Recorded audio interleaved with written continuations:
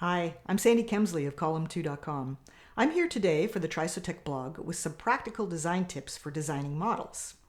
I spent quite a bit of last week helping to run the Decision Camp conference, which is a non-commercial community event where practitioners and vendors related to decision management come together. Now they exchange ideas, they make presentations, they give demos, and because a lot of the people have known each other for a long time, they engage in some friendly banter. Now, before last year, this was an in-person event, but the last 2 years has been online, and I somehow volunteered to wrangle the logistics. Although I'm not really a decision management expert, there's a lot of overlap with process management, and there are many lessons to be learned in the journey that the BPMN process management standard has taken, for example, to imagine how the DMN decision management is likely to be adopted over the years, and other analogies that we can see between the process and decision management worlds. Now, because it's a small community event, we're able to do this on the cheap. We had a Zoom Pro account, YouTube for live streaming, and a free tier of Slack for discussions. And the discussions get pretty interesting. So based on what someone's saying in their presentation, you might see a whole thread of conversation pop into the Slack channel, including 1 or 2 questions for the presenter, plus a lot of back and forth between the other attendees.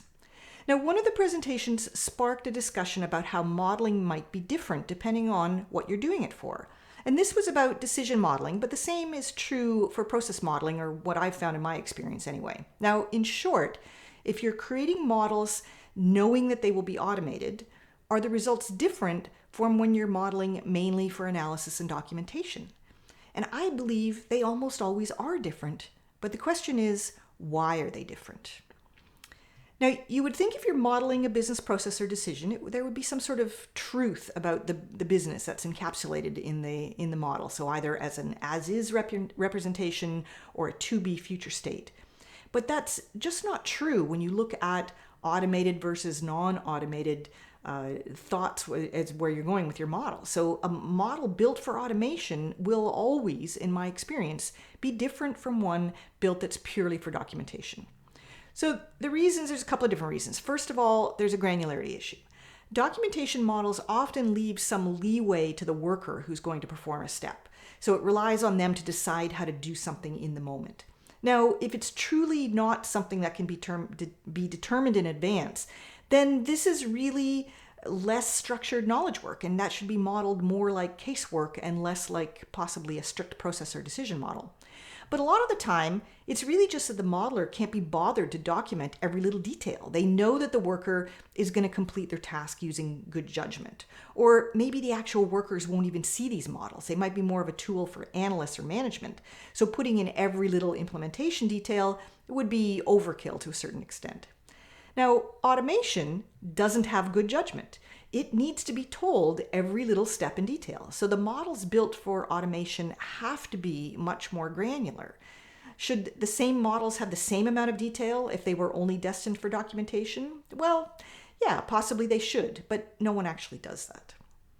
Now, the second thing is it's something a little bit like the observer principle in physics. The act of observing something will disturb the observed system. When we model business processes and decisions with automation in mind, we're going to be thinking about how automation can improve them. Otherwise, why are we automating in the first place?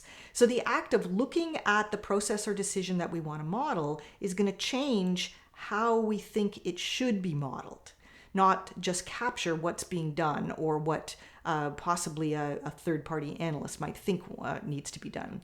Now, automation allows us to do things that just aren't possible when done manually. So things like parallel paths and processes or AI-based decisions. So of course the models will be different if we know that we're automating, because we know that we have a broader range of capabilities available to us. The end result is that models built with automation in mind can be used for documentation and analysis purposes too, although they may have a bit too much detail or maybe less interpretable by a non-analyst just because of all the busyness in them. The same for the reverse is not true, however.